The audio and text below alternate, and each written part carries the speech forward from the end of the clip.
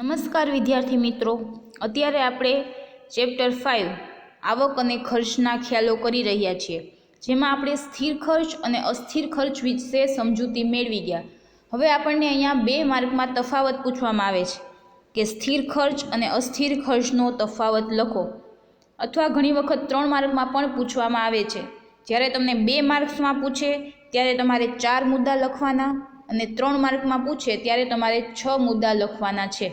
તો અહીંયા આપણને સ્થિર ખર્ચ અને અસ્થિર ખર્ચનો તફાવત આપેલો છે. પહેલો મુદ્દો છે ઉત્પાદન વધતા જે ખર્ચ વધતો નથી, ઉત્પાદન ઘટતા જે ખર્ચ ઘટતો નથી, ઉત્પાદન શૂન્ય હોય તો પણ જે ખર્ચ યથાવત રહે છે તેને સ્થિર ખર્ચ કહેવામાં આવે છે. આપણે સ્થિર ખર્ચ વિશે સમજૂતી મેળવી. સ્થિર ખર્ચ કોને કહેવાય? તો કે ઉત્પાદનના એકમોમાં ગમે એટલો ફેરફાર કરવામાં આવે, વધારવામાં આવે, ઘટાડવામાં આવે કે શૂન્ય થાય, પરંતુ ખર્ચમાં કોઈ ફેરફાર ન થાય, ખર્ચ છે એમનેમ સ્થિર અથવા તો યથાવત જ રહે, તો એને શું કહેવાય? સ્થિર ખર્ચ કહેવાય. અસ્થિર ખર્ચ કોને કહેવાય? તો કે ઉત્પાદન વધતા ખર્ચ વધે, ઉત્પાદન ઘટતા જે ખર્ચ ઘટે, અને ઉત્પાદન શૂન્ય હોય તો ખર્ચ પણ શૂન્ય હોય, તો તેને શું કહેવાય? અસ્થિર ખર્ચ કહેવામાં આવે છે. એટલા માટે અસ્થિર ખર્ચ એટલે જેને ઉત્પાદનના એકમોના પ્રમાણ સાથે સંબંધ હોય. ઉત્પાદનના એકમો વધે તો ખર્ચ વધે, એકમો ઘટે તો ખર્ચ ઘટે, અને એકમો શૂન્ય થાય તો ખર્ચ સાવ ન થાય, તો એવા ખર્ચને કેવો ખર્ચ કહેવાય? અસ્થિર ખર્ચ કહેવાય. સેકન્ડ પોઈન્ટ, સ્થિર ખર્ચમાં કારખાનાની જમીન અને મકાનનું ભાડું, મૂડીનું વ્યાજ, કાયમી સ્ટાફનું વેતન, વીમાના પ્રીમિયમ વગેરેનો સમાવેશ થાય છે.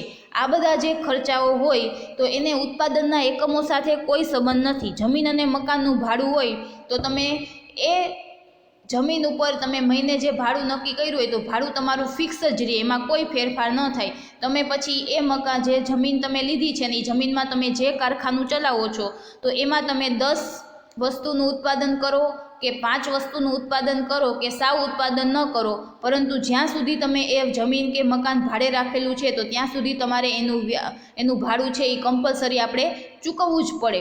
એટલે એમાં ઉત્પાદનના એકમો સાથે એને કોઈ સંબંધ ન હોય. પછી મૂડી તમે જે વ્યાજે લીધી છે, જે તમે લોન લીધી છે, તો એનું વ્યાજ પણ તમે ઉત્પાદન કરો ન કરો ગમે એટલો ફેરફાર થાય, પરંતુ એ વ્યાજ પણ આપણે કાયમી ચૂકવવું પડે. પછી સ્ટાફ હોય તો સ્ટાફને વેતન પણ ટાઈમે આપવું પડે, અને વીમાના જે પ્રીમિયમ છે તો એ પણ આપણે દર ટાઈમે સરખા જ ભરવા પડે. અને ઉત્પાદનના એકમો સાથે આ બધી વસ્તુઓને કોઈ પણ જાતનો સંબંધ હોતો નથી. એટલે આ બધા ખર્ચાઓ છે એ કેવા છે? સ્થિર ખર્ચ. અસ્થિર ખર્ચમાં શું આવશે? તો એમાં કાચો માલ, વીજળી, બળતણ, શ્રમિકનું વેતન, ઉત્પાદન પરના વેરાઓ, વાહન વ્યવહારનો ખર્ચ વગેરેનો સમાવેશ થાય છે. આ બધા ખર્ચ છે એ કેવા છે? અસ્થિર, કે જે ઉત્પાદન પ્રમાણ સાથે સંબંધ ધરાવે છે. કાચો માલ છે તો આપણે વધુ ઉત્પાદન કરવું હોય તો વધુ કાચો માલ લઈએ તો ખર્ચ વધુ થાય, ઉત્પાદન ઓછું કરવું હોય તો કાચો માલ ઓછો લઈએ તો ખર્ચ છે એ કેવો થાય? ઓછો. પછી એવી જ રીતના જેટલું મશીન ચાલે એટલું વીજળી બળતણ જોઈએ, જેટલું ઓછું કામ કરીએ તો એટલું વીજળી બળતણ છે એ ઓછું જોઈએ. પછી શ્રમિક છે, હવે કાયમી સ્ટાફ છે એને પગાર છે એ કાયમી ચૂકવવાના હોય છે, જ્યારે શ્રમિકો છે એ કેવા હોય છે કે જે પ્રમાણેની એકમમાં જરૂર હોય એ પ્રમાણેના શ્રમિકો છે એ બોલાવવામાં આવે છે. ફોર એક્ઝામ્પલ, ખેતી ક્ષેત્ર હોય તો એમાં કપાસની સિઝન હોય ને કપાસ વીણવા માટે રોજે રોજ ઉપર મજૂરો છે એને આપણે બોલાવીએ કે આજે 10 મજૂરની જરૂર છે, તો 10 વ્યક્તિ આવ્યા તો એ 10 વ્યક્તિને વેતન ચૂકવવાનું હોય. પછી હવે આજે મોટાભાગનો કપાસ વીણાઈ ગયો, હવે તો 5 જણા હોય તો એ પણ વીણી નાખશે, તો આવતીકાલે પછી 10માંથી 5ને જ બોલાવીએ તો એ 5ને જ વેતન ચૂકવવાનું થાય. તો આવા જે શ્રમિકો હોય કે જે રોજે રોજનું વેતન છે એ વેતન ઉપર આવતા હોય, તો એવા શ્રમિકોનું વેતન છે એ શેમાં આવશે? અસ્થિર ખર્ચમાં આવશે. ત્રીજો પોઈન્ટ, સ્થિર ખર્ચને પૂરક ખર્ચ પણ કહેવામાં આવે છે, કારણ કે તે ઉત્પાદનના પ્રમાણ સાથે સીધી રીતે સંબંધિત નથી. સીધી રીતે સંબંધિત હોય તો એને પૂરક ન કહેવાય, પરંતુ સ્થિર ખર્ચને શું કામ પૂરક કહેવામાં આવે છે? પૂરક ખર્ચ, કારણ કે એને ઉત્પાદનનું જે પ્રમાણ છે, ઉત્પાદનના જે એકમો છે એની સાથે એને કોઈ પણ પ્રકારનો સીધો સંબંધ નથી, એટલા માટે એને પૂરક ખર્ચ કહેવાય છે.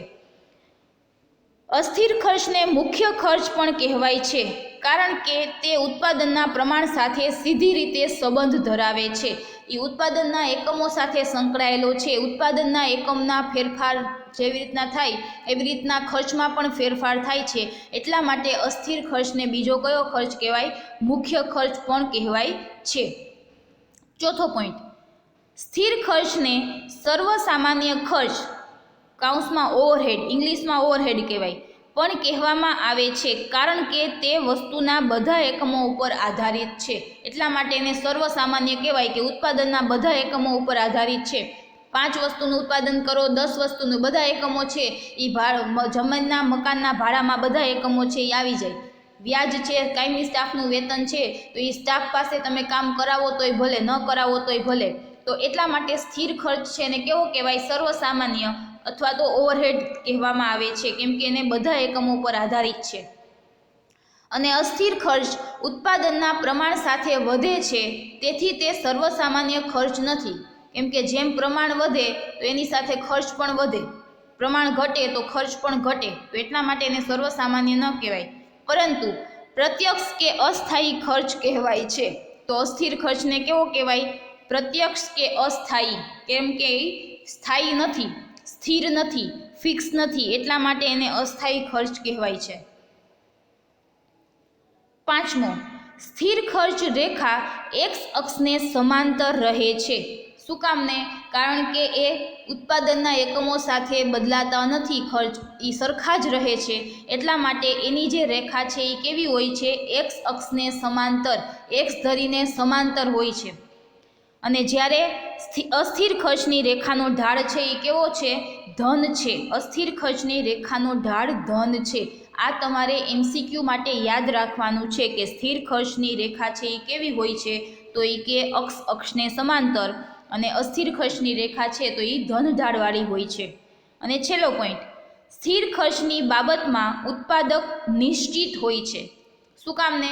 કારણ કે ઉત્પાદકને ખબર છે કે ઉત્પાદનમાં ગમે એટલો વધારો કરશું, એકમોમાં ગમે એટલો વધારો કરશું, પરંતુ આ જે ખર્ચ છે એ તો સરખો જ થવાનો છે, એમાં કોઈ પણ પ્રકારનો વધારો ઘટાડો કરવાનો નથી. હવે તમે કારખાનું હોય એમાં 10 વસ્તુનું ઉત્પાદન કરતા હોય, પછી હવે કારખાનું વધુ ચાલવા માંડે અને એ 10માંથી તમે 50 વસ્તુઓ બનાવવા માંડો, પરંતુ એ કારખાનાનું ભાડું તો તમે જે ફિક્સ કર્યું હોય 10,000 રૂપિયા, તો એ 10,000 જ આપવા પડે. પછી એવું નહીં કે તમે 10 વસ્તુનું ઉત્પાદન કરો તો 10,000 ભાડું, 50 વસ્તુનું ઉત્પાદન કરો તો 50,000 ભાડું, એવું થતું નથી. એટલે ભાડું તો તમારું ફિક્સ જ રહે છે. એટલા માટે સ્થિર ખર્ચમાં ઉત્પાદકને કોઈ પણ પ્રકારનો એમાં એને જોખમ હોતું નથી, એને કોઈ પણ પ્રકારની ચિંતા હોતી નથી, કારણ કે ખર્ચ છે એ સ્થિર જ છે અને ઉત્પાદનના એકમો સાથે સંબંધ નથી. જો એ ઉત્પાદન છે એ વધારે તો પણ એને આ સ્થિર ખર્ચ છે એમાં વધારો કરવો પડતો નથી, એટલા માટે એ નિશ્ચિંત હોય છે.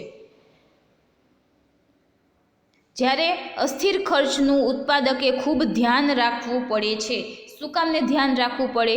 કારણ કે ઉત્પાદનના એકમો વધે તો ખર્ચમાં પણ વધારો થાય, વીજળી વધુ જોઈએ, બળતણની વધારે જરૂર પડે, શ્રમિકોનું વેતન પણ વધુ આપવું પડે, પછી ઉત્પાદન પરના વેરાઓ વધારે ભરવા પડે, વાહન વ્યવહારનો ખર્ચ પણ વધુ થાય. તો આ બધી બાબતો છે એ ઉત્પાદનના એકમો સાથે સંબંધ ધરાવતી હોવાથી એનું ખર્ચનું ઉત્પાદકે બહુ ધ્યાન રાખવું પડે છે.